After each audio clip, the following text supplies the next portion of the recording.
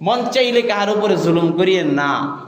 পায়ে ধরে বলি যে মন চাইলে কার উপরে জবান দিয়ে জুলুম করিয়েন না।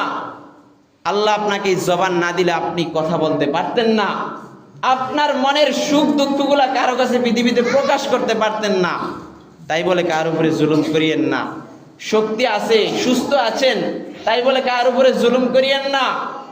আল্লাহ না করুক আপনাকে অচল করে দিতে পারতেন, আল্লাহ না করুক আপনার হাত না দিতে পারতেন, আমাকে পা না দিতে পারতেন, তা আপনার আমার কি হতো? কার সাথে জুলুম করতাম? আল্লাহ নেয়ামত দিয়েছেন, এগুলাকে নিয়ে অহংকারী দাম্ভিকতা দেখাইয়েন না। আল্লাহর রাসূল বলেছেন, যে ব্যক্তি তার দুই জিনিসের জিম্মাদারি গ্রহণ করতে পারবে, আমি তাকে জান্নাতে নেওয়ার জন্য জিম্মাদারি গ্রহণ করিলাম। বলি সুবহানাল্লাহ। এক জিনিস হলো জবান, আরেক জিনিস হলো লজ্জাস্থান। যে ব্যক্তি তার এই দুই জিনিস কন্ট্রোল করতে পারবে, আল্লাহ রাসূল আপনাকে আমাকে জান্নাতে নেওয়ার জন্য জিম্মাদার হয়ে যাবেন। বলি সুবহানাল্লাহ। এই জন্য অসৌজন্যমূলক আচরণ এই জবান দিয়ে করবো না, কাকে গালি দিব না, কাউকে এরকম ভাবে অত্যাচার অবিচার এই জবান দিয়ে করবো না।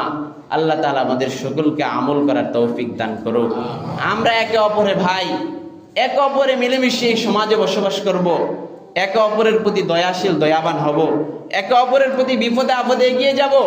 এক প্রতিবেশী আরেক প্রতিবেশীর হকগুলা যদি আদায় করি, আল্লাহ তাআলা আপনাকে আমাকে জান্নাতে প্রবেশ করাবেন ইনশাআল্লাহ।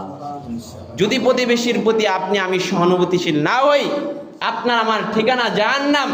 আল্লাহর রাসূল বলেছেন, লা ইয়াদখুলুল জান্নাতা মান লা ইয়ামান জারা।